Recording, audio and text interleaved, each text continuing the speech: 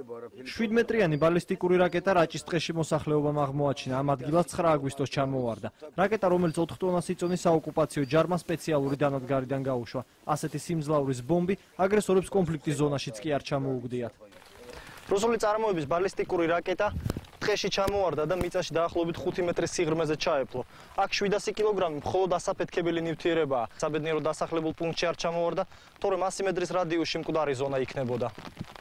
100 მეტროს შიგნით ეს ცოცხალი არსება საერთოდ ვერ გადარჩებოდა, არავითარი შანსი არ ქონდა გადარჩენის და იქეთ კიდე შეიძლება რაღაცა შანსი ქონდეს, მაგრამ ეს 5 მეტრომდე უნდა ამოითხაროს, რომ მივიდეთ იმ საბრძოლო ნაწილამდე და ეს საბრძოლო ნაწილთან უნდა დაუდოთ მუხტი და უნდა იყოს გაუნებელყოფილი, რადგან ასეთ მდგომარეობაში, მაინც სახიფათოა. ბალისტიკური რაკეტა დასახლებული პუნქტიდან მოშორებით ჩამოვარდა, თუმცა ომის დროს რუსულმა ჭურვებამ მნიშვნელოვნად დააზარალა. 9 აგვისტომდე ამ ადგილას იდგა სახლი, რომელშიც 5 ოჯახი ცხოვრობდა. 5 ოჯახი დავზარალდით, მთლიანად გასწორდა ჩვენი სახლი და მერე ცეცხლი წაეკიდა და დაიწვა. დავჭით ღია ცის ქვეშ. წედესი დაბომბეს, მერე ჩვენი სახლი დაბომბეს და იმის შემდეგ, რა ვიცი, რამდენჯერ გაიზგონი 6-7 ჭურვები იყო ჩამოგდებული.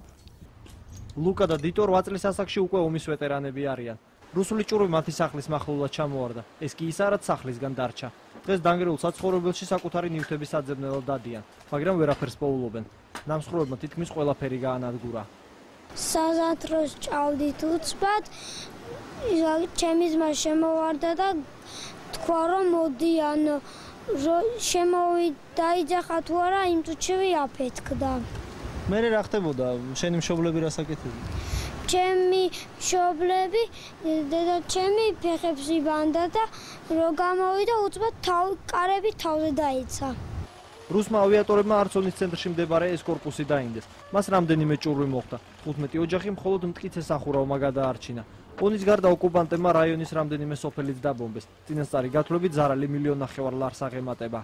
არც ერთი დაზარალებული ოჯახი არ იქნება ღია ცის ქვეშ. ეს გათვალისწინებულია უახლოეს პერიოდში, დაახლოებით 2 თვეში მთლიანად დასრულდება ონის რაიონში აღდგენითი სამუშაოების წარმოება. კიდევ ერთი ბალისტიკური რაკეტა მოსახლეობამ ომთან ახლოს იპოვა. ისიც არ აფეთქდა. ახლა უკვე განაღმულია და ქალაქის ცენტრში დევს. რაჭველები ამბობენ, გადავაწყობთ და უკან დავაბრუნებთო.